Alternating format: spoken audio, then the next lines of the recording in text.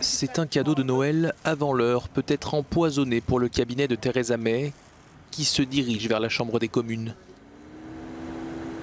Londres aurait la possibilité de révoquer unilatéralement l'article 50, synonyme de retour dans l'Union européenne. Une pression supplémentaire au moment où le Parlement britannique discute de l'accord.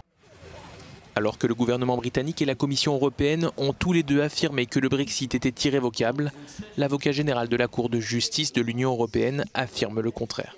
Quand un État membre a notifié au Conseil européen son intention de quitter l'Union européenne, l'article 50 du traité sur l'Union européenne autorise la révocation unilatérale de cette notification jusqu'à ce que l'accord de retrait soit officiellement conclu.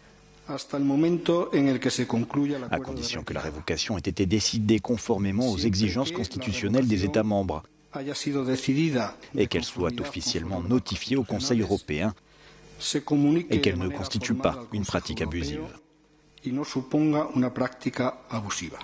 L'article 50 a été contesté par un député européen écossais mécontent de voir l'Écosse sortir de l'Union européenne contre sa volonté. Selon lui, toutes les options sont désormais ouvertes.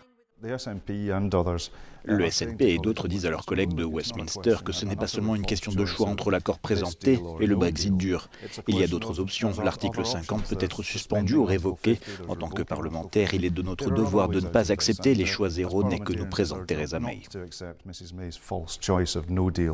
Toutefois, cette interprétation de l'article 50 a des répercussions sur le débat en cours au Parlement britannique. Mais le Royaume-Uni ne peut s'attendre à aucune faveur de Bruxelles s'il fait marche arrière. Si le Parlement britannique décide de ne pas quitter l'Union européenne, alors le Royaume-Uni pourra rester membre dans les conditions actuelles. Mais cela signifie qu'il n'y a pas de renégociation, aucun changement tel que la liberté de circulation ou sur les dispositions budgétaires. Donc cela signifie simplement rester un État membre exactement comme il l'a été jusqu'à présent. La déclaration de l'avocat général sur l'article 50 a redonné de l'espoir aux opposants au Brexit. Mais il reste encore beaucoup d'obstacles à franchir avant que le rêve d'annuler le Brexit ne devienne réalité.